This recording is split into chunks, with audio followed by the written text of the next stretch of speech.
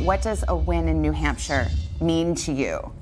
Well, is it life or death? It's certainly important for us to do well, just like Iowa was, although this is a very different state in many ways. You've been talking about improving your numbers with the black electorate, but it's so far, it hasn't paid any dividends.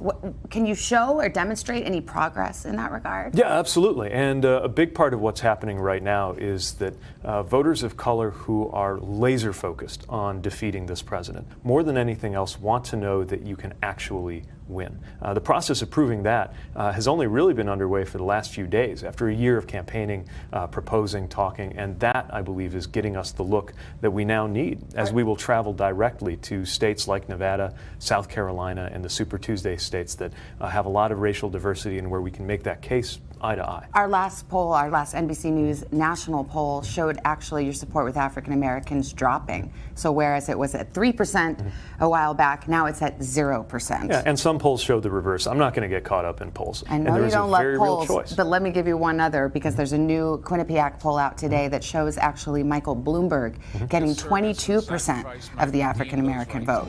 And he's relatively new on the scene, and you got 4%. So to your argument that black voters want to see someone who's a winner, how come it's not showing up for you yet, this effort? Well, I don't have billions of dollars to put onto the airwaves. We got to earn every vote going through the process, beginning in these early states where you show versus tell. You have been a prolific fundraiser, though. You've been a successful fundraiser, so you do have money to spend. Yeah, and we've been focusing on making sure we succeed first in Iowa, then in New Hampshire, and then on to Nevada and South Carolina, where we believe we're poised to have a very good showing. Let's talk about Joe Biden. He put out an ad that was pretty snarky, where it seems he's taking shots at your record as mayor and comparing it to his record as vice president. Under threat of a nuclear Iran, Joe Biden helped to negotiate the Iran deal. And under threat of disappearing pets, Buttigieg negotiated lighter licensing regulations on pet chip scanners. To be blunt about it, he's basically saying, you don't have much relevant experience.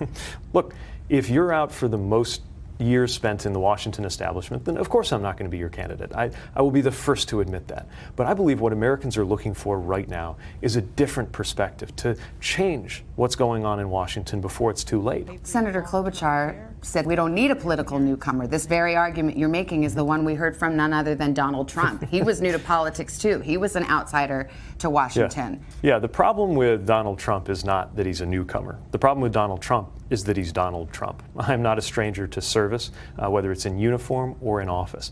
I'm not a stranger to government. When you look at someone like Bernie Sanders, who has a history, who has identified himself as a democratic socialist, is this someone that you think can win?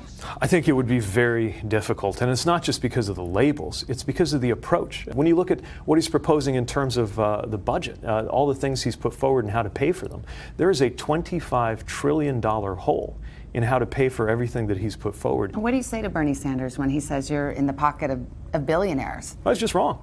At the end of the day, we have to make sure that we are inviting everybody we can to help defeat Donald Trump. I noticed you talked about the deficit the other day in one of your rallies, and the progressive left in the Democratic Party talking about deficits is not in fashion. They think that the Republicans have essentially co-opted these policy debates. Yeah. So you really stuck your neck out there. Is that something you plan to continue to do? Is the deficit something that's of major concern to you? Yeah, I think we have to take that back. Look, the truth is, if you look through my lifetime, it's actually only been Democratic presidents who've done something about the deficit. But my party's been a little allergic to talking about it or focusing on it. But here you have Donald Trump creating a $1 trillion deficit and doing it mostly to finance tax cuts for corporations and the wealthy. The bigger that gets, the harder it will be to fund the programs that we believe in. The president thinks he can say one thing and do the opposite. While the former mayor has taken aim at the president on the campaign trail, he's mostly escaped any counterattack.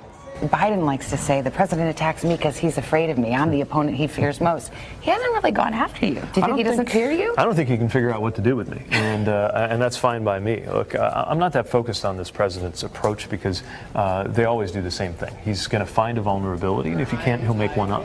We got to focus not on him or on me, but on voters.